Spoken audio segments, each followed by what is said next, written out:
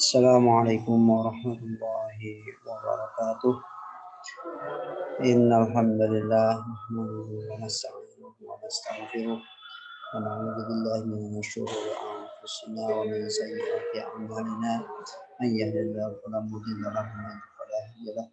Asyhadu an la ilaha illallah wa la syarika lahu wa asyhadu anna Muhammadan 'abduhu wa rasuluhu.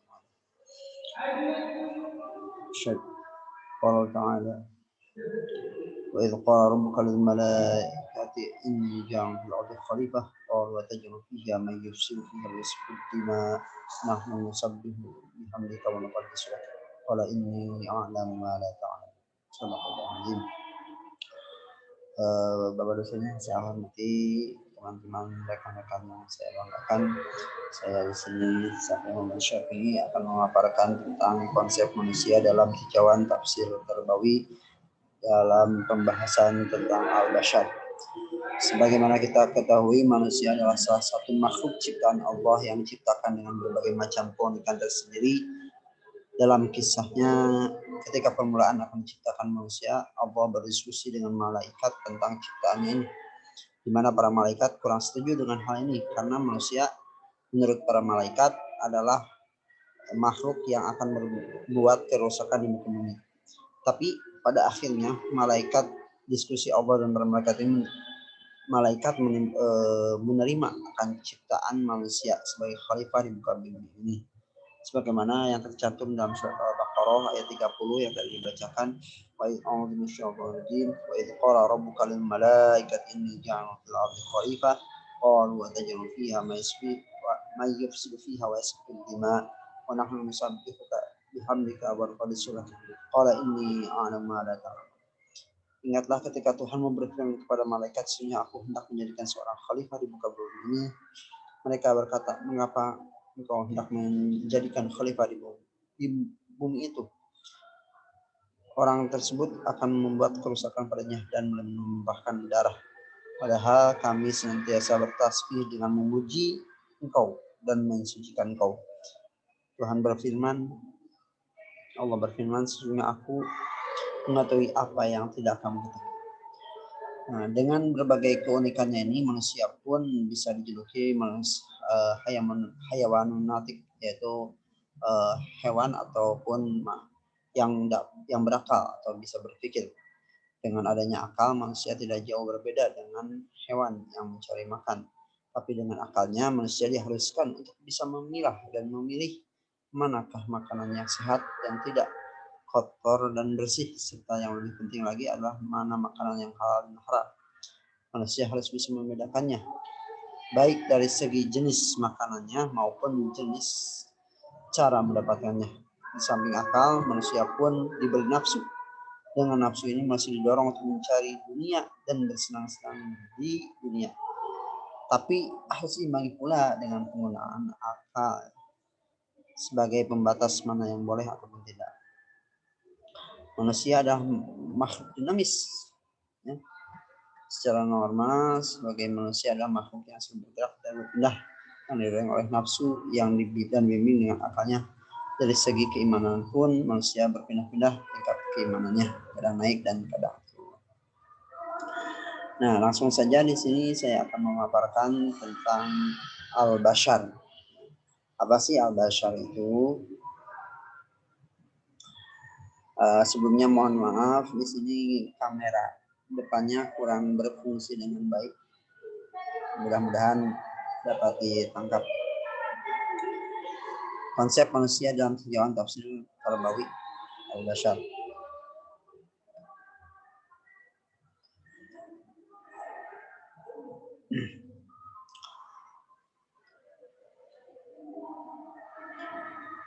Nah, di sini digambarkan manusia al-bashar dari, menurut gambaran ini, dari tingkat bayi, kanak-kanak, remaja, 20 dewasa, tua, kakek-kakek, dan sebagainya.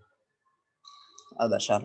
Apa sih pengertian al-bashar? Secara etimologi, al-bashar terdiri dari kata bashara, adalah sesuatu yang tampak dengan baik, halus dan indah. Manusia dinamakan al-bashar karena kulitnya halus, berbeda dengan kulit binatang lain. manusia sebagai makhluk biologis. Jadi manusia diciptakan oleh Allah dengan memang sebaik-baik bentuk, lebih sempurna daripada makhluk yang lain. Walaupun misalkan dari segi manusia punya tangan, burung punya tangan, tapi bukan dengan tangannya sebagai sayap untuk bisa terbang, enggak, tapi manusia bisa menciptakan dengan akal pikirnya melalui tangannya menciptakan sesuatu yang lebih tinggi daripada terbang burung, ataupun bisa menyelam seperti ikan, tapi dengan apanya? Ya dengan akalnya. Terus manusia diciptakan juga di sini kulitnya halus, berbeda dengan kulit binatang lain. Walaupun ada dari mungkin gen-gen tertentu ada yang kulitnya bulunya lebih lebat, hampir sama dengan binatang. Jadi di sini manusia menurut Al-Bashar adalah manusia menurut tampak luarnya, tampak bungkusnya. Terus secara terminologi, Al-Bashar adalah anak keturunan Nabi Adam alaihissalam yang merupakan gambaran manusia secara materi yang dapat dilihat memakan sesuatu, berjalan dan berusaha untuk memenuhi kebutuhan hidupnya.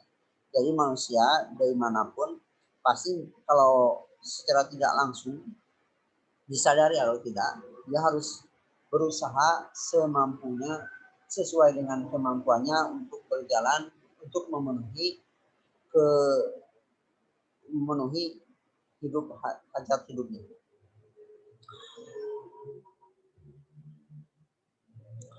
Terus al-bashar juga dapat diartikan mula sama, yaitu persentuhan kulit antara laki-laki dengan perempuan. Makna etimologi dapat dipahami adalah bahwa manusia merupakan makhluk yang memiliki segala sifat kemanusiaan dan keterbatasan seperti makan, minum, seks, keamanan, kebahagiaan, dan lain sebagainya.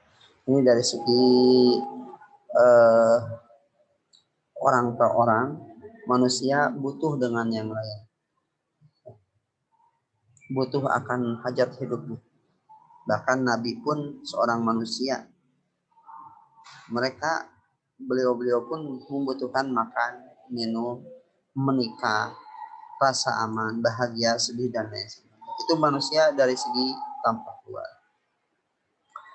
Kita lanjutkan Al-Bashar dalam Al-Quran. Al-Bashar terdapat berbagai bentuk mufrad tasniyah dalam Al-Quran. Kurang lebih ada 37 kali pengulangan yang tersebar dalam 26 surat. Yang bentuk mufrad lebih ada 1 dan bentuk tasniyah ada 30. Selanjutnya ada 33 kali dalam golongan surat Makkiyah dan 4 kali dalam golongan surat Madaniyah. Dalam surat Ali Imran ayat 47 dan 48, Al-Maidah ayat 18 ataupun ayat 6.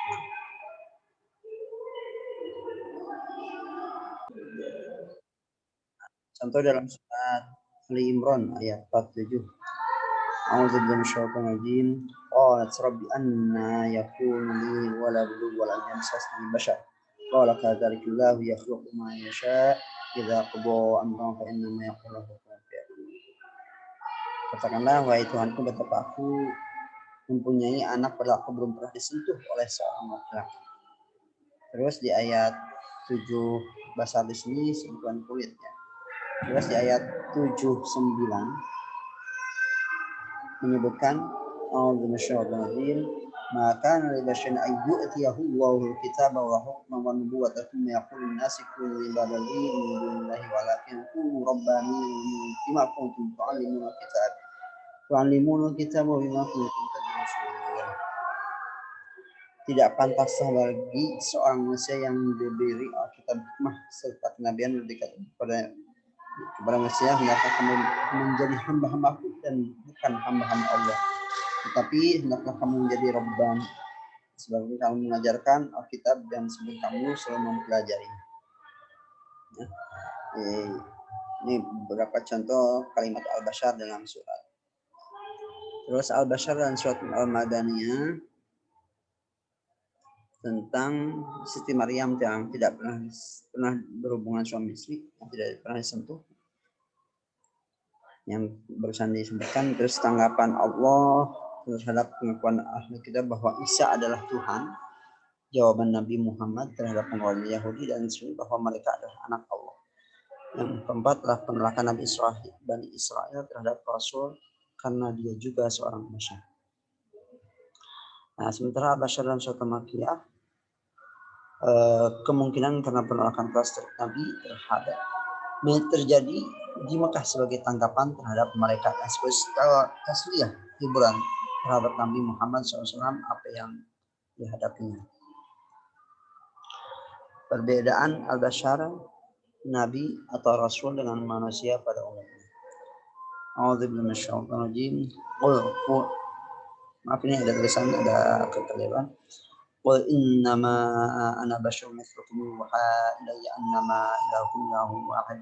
Man kana yarju liqa'a rabbih falyamal 'amalan shalihan wa la yusyrik bi ibadati rabbih ahada. Katakanlah, aku ini manusia biasa seperti kamu yang diwahyukan kepadaku bahwa sesungguhnya Tuhan kamu itu adalah Tuhan yang Maha Esa.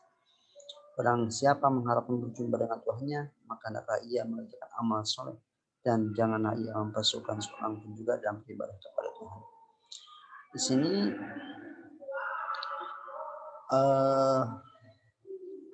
qul innama ana basyarun mithlukum yuha ilayya annama ilahukum ilahun wahid. Jadi para rasul di sini jelas-jelas adalah manusia biasa, bukan seperti agama lain yang menunjukkan rasul itu sebagai Tuhan. Contoh Nabi Isa yang dijadikan oleh orang-orang Nasrani sebagai Tuhan mereka.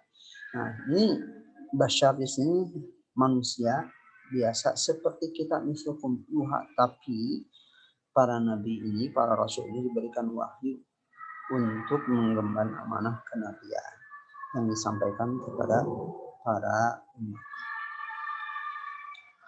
Kita lanjutkan. Fal'ana bashiruhunna wabtaghu ma kataballahu lakum aqulu washrabu hatta yatabayyana lakumul khaytul abyadu minal khaytil aswadi minal fajr. Maka sekarang campurlah mereka dan ikutilah apa yang telah ditetapkan Allah untukmu, dan makan minumlah hingga terang bagimu benang putih dari benang hitam, yaitu fajar. Nah, Bashar di sini fal'ana bashiruhunna, campurilah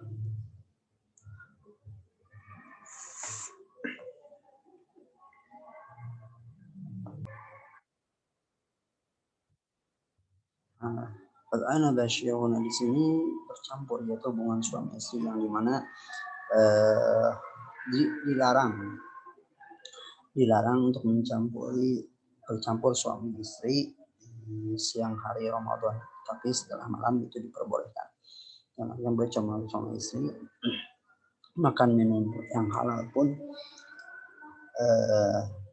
dilarang di siang hari, semalam boleh.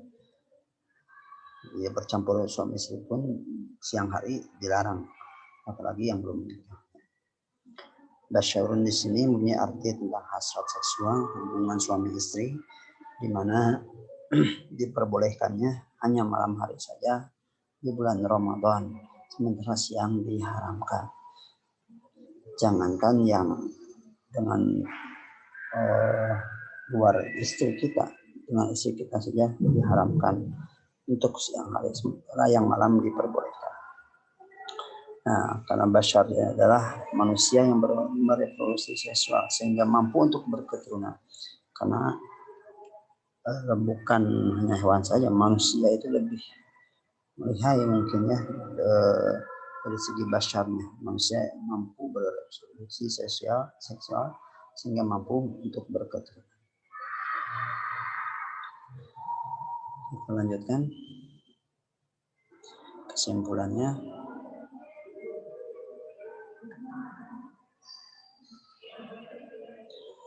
Manusia dengan menggunakan kata manusia dengan menggunakan kata Bashar yang merujuk pada makhluk secara fisik atau biologis yang suka makan, minum, hubungan suami istri, bergaul dengan sesama, dan berjalan ke pasar.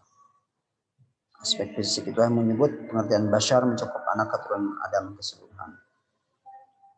Nah, jadi manusia menurut kata bashar ini manusia secara fisik kelihatan secara lahiriahnya, bukan batiniahnya, tapi secara lahiriahnya di mana dia butuh makan, butuh minum, butuh perlindungan, keamanan, bahkan hubungan suami istri, memperbanyak keturunan, bergaul dengan sesama, bersosialisasi, butuh dengan jual beli ke pasar. Nah, itulah manusia menurut kata bashar. Dari saya cukup sekian. Syafi'i Muhammad Syafi'i, semester 3 prodi pendidikan agama Islam. Mudah-mudahan ada manfaatnya. Akhirul kalam. Assalamualaikum warahmatullahi wabarakatuh.